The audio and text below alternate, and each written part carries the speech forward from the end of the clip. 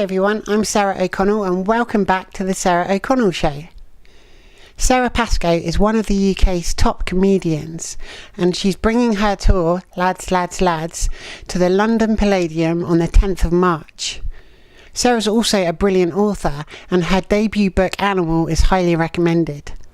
Of course, I'd love to have Sara on my show and she's always very welcome. While she sadly didn't have time to do an interview on this occasion, her PR agency did kindly send over a pre-written Q&A. The Sara O'Connell Show is filmed in front of a live, but very, very quiet, studio audience, so I've invited some of my comedy friends to help bring Sara's words to life. Without further ado, I'm delighted to introduce all the guests of my Not Sara Pascoe interview. Hi, I'm Sara Pascoe. Welcome to the Sara O'Connell Show. Hi, I'm Sara Pascoe. Welcome to the Sara O'Connell Show. Hi, I'm Sara Pascoe. Welcome to the Sara O'Connell Show. Hi, I'm Sara Pascoe. Welcome to the Sara O'Connell Show. Hi, I'm Sara Pascoe and you're watching the Sara O'Connell Show. Hi, I'm Sara Pascoe. Welcome to the Sara O'Connell Show. I don't know why I was Irish at the end. Sorry.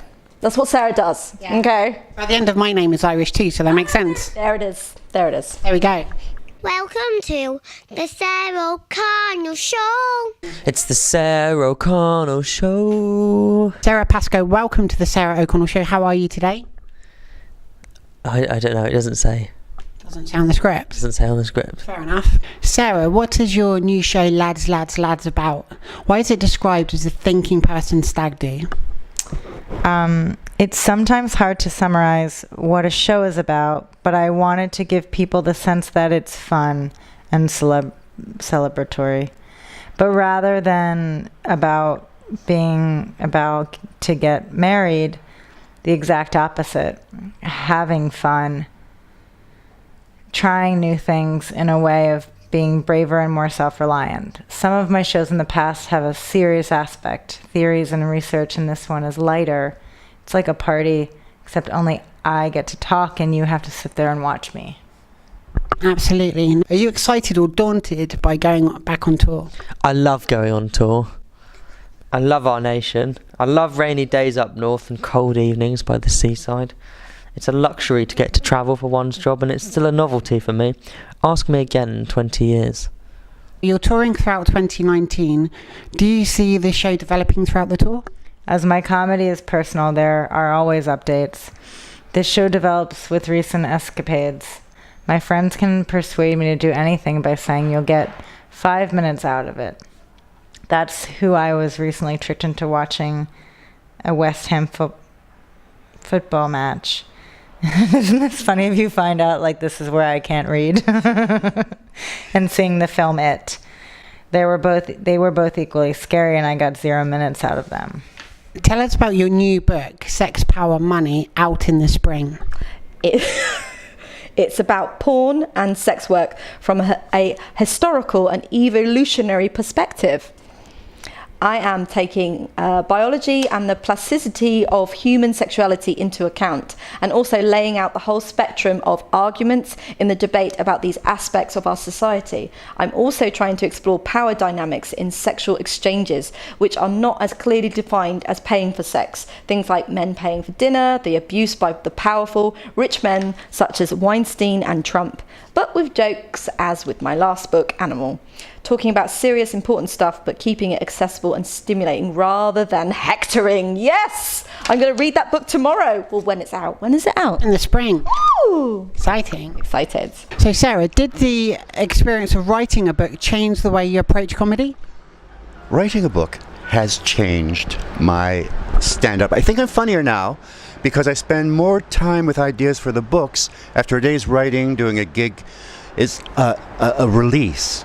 I only want to be silly, and it doesn't feel as selfish, if that makes sense. Yeah. Yeah. A comedy feels like a child's job. You can't believe you're getting paid to do it, but there are huge things going on in the world. And sometimes you feel a responsibility because you've a mic in your hand. But now my responsible side, who cares about the state of the world, can go to book writing, and stand-up can be a distraction from that. That makes perfect sense. Tell me about your recent Radio 4 series, Modern Monkey, where you explore our modern social world. Did you enjoy the research involved? Yes, I wish it had been scientific and I could have done more research, but I kept being reminded it was supposed to be a comedy show and I had to write jokes about things. We recorded the show at several museums and I was so interested to visit and learn, especially the Foundling Museum. My mom always says museum. Something I knew nothing about, such a tragic thing, mothers giving away children because they cannot afford to support them. So Sarah, do you think the world of comedy has changed much since you started? I think audiences are changing, and that directly influences the acts. I think comedy used to be a crueler place, and while there is still lots of that kind of stuff and lots of people who love it, there is a lot more diversity now. And I hope that continues. Live comedy is flourishing within an economic downturn, and that is because the people making jokes are from a much wider spectrum. Their experiences are fresh and exciting, and audiences want that. It's not the individual cis white able-bodied man's fault that historically comedy clubs were so reliant on stereotypes and tropes, but only one type of person's reality was being reflected, and I'm really glad that that's improving. Absolutely. Sarah. Hello. Hi. Hi. Do you have a career highlight? Is there a moment where you stopped and thought, wow, this is just incredible? Yes. This is what Sarah says. Getting to write books is No, but you are Sarah. I'm Sarah. Sorry, I am Sarah. This is what you're saying. This is what I'm saying because I'm Sara Pascoe. Getting to write books is a massive privilege. Whenever I do a book signing, that is a pinch myself moment. Also, selling out a West End run. Those theatres are an absolute joy to play, and it felt like a victory lap. Booyah! I felt so much love for every person in the audience and wanted to kiss and hug everyone. Dirty bitch. I'm a failed actor. No, you're not. Didn't get into drama school. Okay, maybe you are. And all that malarkey. So getting to be in the West End was so special to me. A validation. Yes. Yes, preach. Absolutely.